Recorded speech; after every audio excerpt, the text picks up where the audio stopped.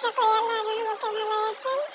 হঠাৎ করে বিকালে বসেছিলাম, চারদিক দেখেন কি একটা অন্ধকার করে আসছে। আমরা সবাই বাড়ির বাহিরে,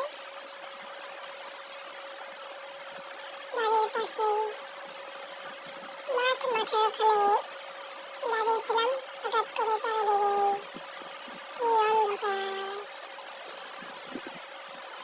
মেঘ আকাশে।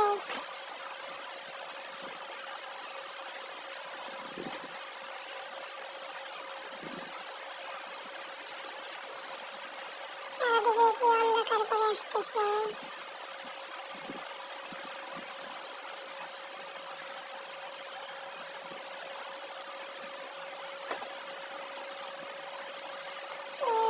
ঝড়ে বৃষ্টি হবে মনে হয়, আকাশে ভাব দেখে তাই মনে হচ্ছে।